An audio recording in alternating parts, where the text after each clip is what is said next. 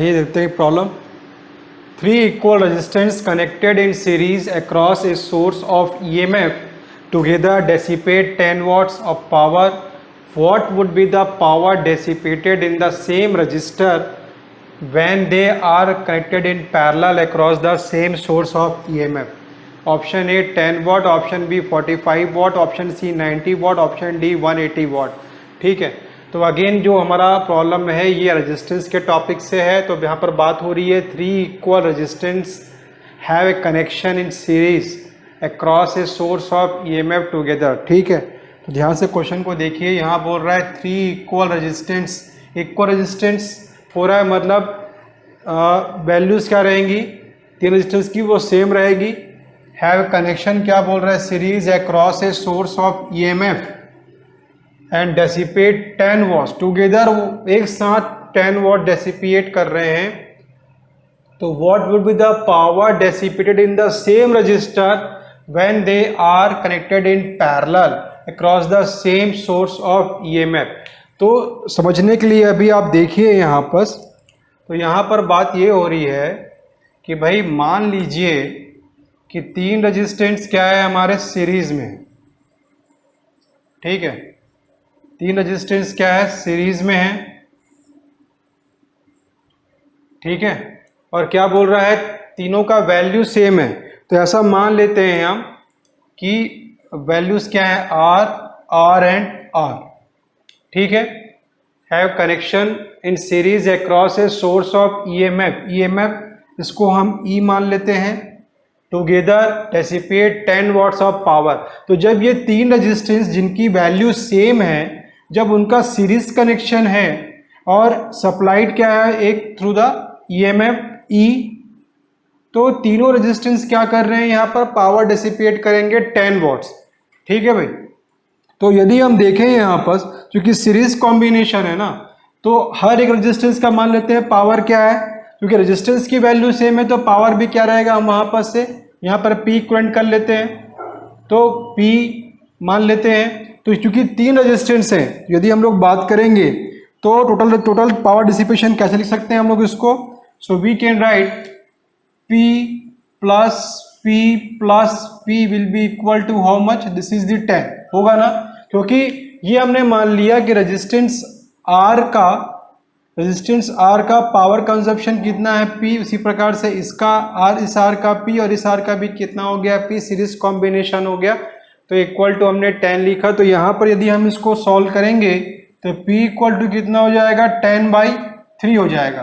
वो टुगेदर बोला था ना एक साथ, तो हमने ईच का निकाल लिया कि हर एक रेजिस्टेंस में कितना पावर यहाँ पर क्या होगा, डेसिपेट होगा, 10/3 हो जाएगा। क्लियर है यहाँ तक?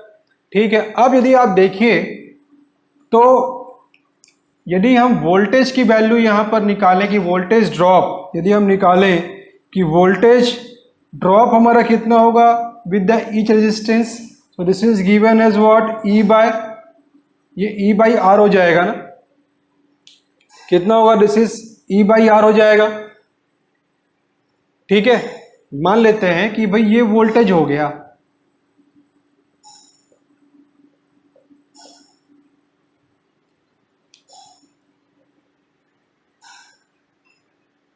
ठीक है, क्लियर है। तो वोल्टेज ड्रॉप के बारे में यदि हम लोग बात करें यहाँ पर, तो हम क्या बोलेंगे, तो हमने क्या ले लिया कि V इक्वल टू कितना हो गया यहाँ पर,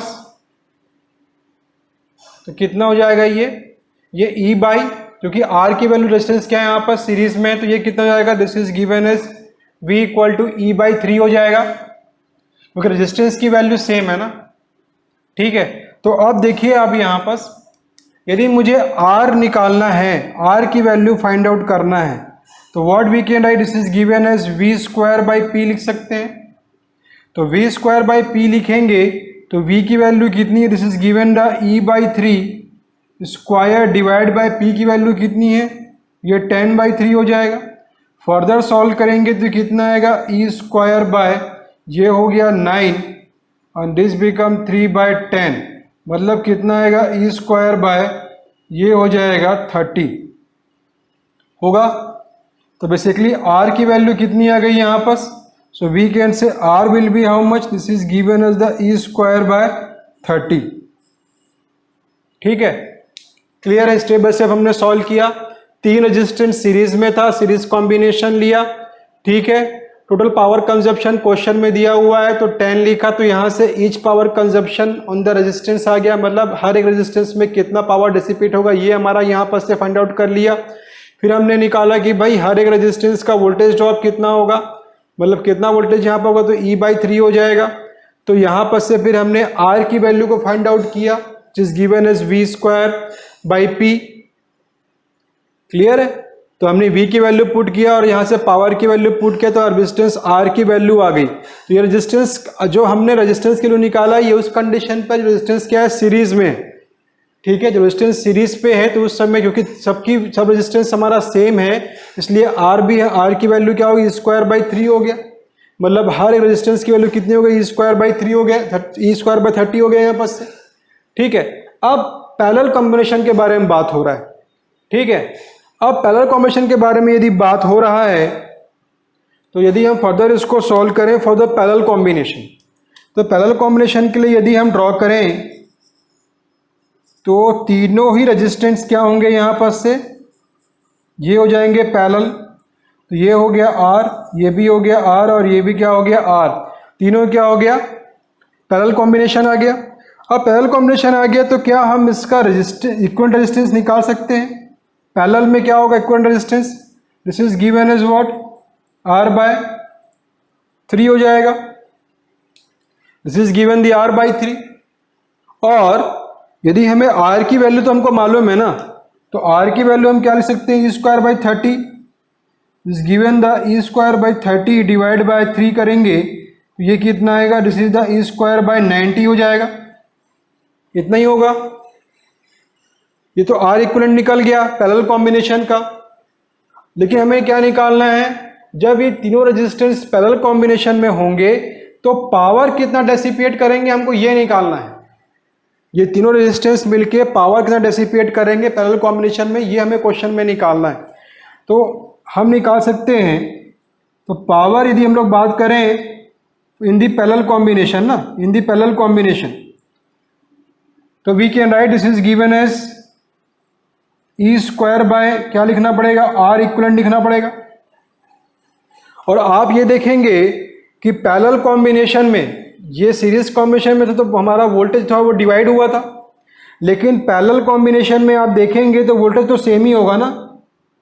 जो वोल्टेज EMF जो अप्लाइड हुआ है E, वो सबके क्रॉस में सेम रहेगा, तो E तो हमारा सेम हो गया और R इक्विवेलेंट हमने निकाल लिया है। तो now if will put R equivalent here is given the E²/90।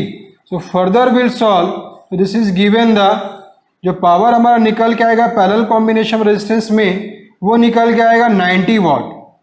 वो कितना निकल के आएगा, वो निकल के आएगा 90 वाट। तो देखो सीरीज कॉम्बिनेशन में यदि हम लोग बात करें तो तीनों रेजिस्टेंस टोटल जो पावर कंजप्शन, पावर डिसिपेशन कितना हो रहा था वहां पर, वो हो रहा था 10 वाट। कितना हो रहा है, 10 वाट है।